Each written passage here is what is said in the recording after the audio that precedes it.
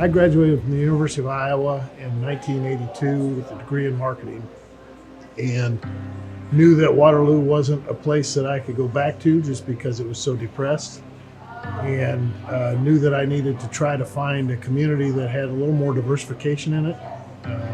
So I looked at Minneapolis, Chicago, and Kansas City. I didn't have any connections to any of the three, but knew I liked warmer weather, and so it was pretty much Kansas City all the way for me. Kansas City is a very diverse community. The really nice part about it is it's not heavily reliant on one industry, which was important to me. We have a few large companies, but it's not a Fortune 500 type of town. It's a privately held business town. That diversification to me is really important from the standpoint that it provides stability. The ups and downs aren't as steep. That to me is something I was looking for at the time. A little bit about what provides that platform, I guess, for all the family-held businesses in Kansas City is something that I discovered as I was getting out of school, and that was some of the places that I would go to were a little more provincial than Kansas City. Kansas City was a little bit more open to people from outside of Kansas City, particularly as you get into the South Johnson County area or on the Missouri side, the Lee Summit markets. Most of the people that are from these areas aren't from here originally. It is a melting pot, and the people that you meet and the people that you come across in town here are phenomenal, and they're from all over.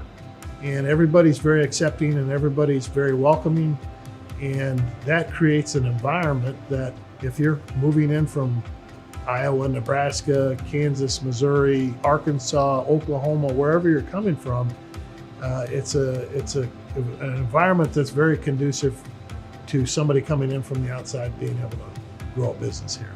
The smaller businesses have really done well around the larger companies in town. You know, I went back to that printing industry stuff that I was doing, and a large part of that was due to the fact that the bank wanted to find more businesses that supported Hallmark, because those businesses were healthy, they were labor intensive, they were capital intensive, they were material intensive, all things that a bank likes to see from a customer. The collateral holds its value really well, so they said, go find more of that. When you think about that, all of the different technology companies, all the engineering firms that are here, the smaller companies that are technology related, service related businesses that support other businesses like Garmin, like Sprint, like Hallmark, Black & Veatch. You've got a heavy amount of industry that calls upon our local businesses to support them. And they also know that that isn't the concentration that they need to be focused on. They need to be diversified so that they can find other business as well and not be subject to the whims of any one particular company.